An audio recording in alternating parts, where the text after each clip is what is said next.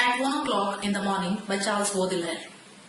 Alone at last, not a sound to be heard but the rumbling of some belated and decrepit cabs. For a few hours we shall have silence, if not repose. At last, the tyranny of the human face has disappeared, and I myself shall be the only cause of my sufferings. At last then, I am allowed to refresh myself in a bath of darkness. First of all, a double turn of the lock.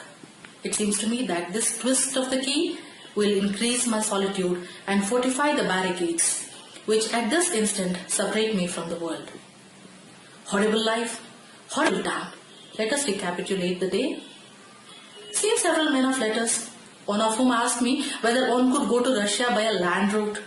No doubt, he took Russia to be an island.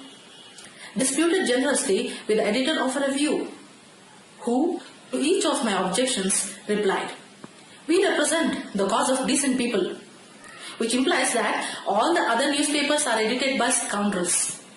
Greeted some 20 persons, with 15 of whom I am not acquainted. Distributed handshakes in the same proportion, and this without having taken the precaution of buying gloves. To kill time during the shower, went to see an acrobat who asked me to design for her the costume of a Venus trap. Paid court to the director of a theatre who, while dismissing me, said to me, "Perhaps you would do well to apply to Z.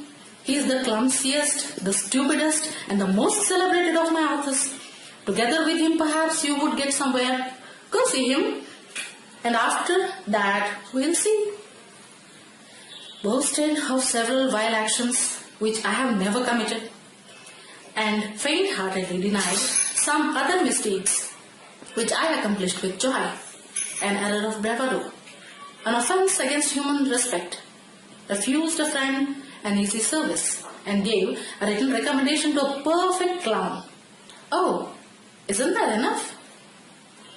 Discontented with everyone and discontented with myself, I would gladly redeem myself and elate myself a little in the silence and solitude of night.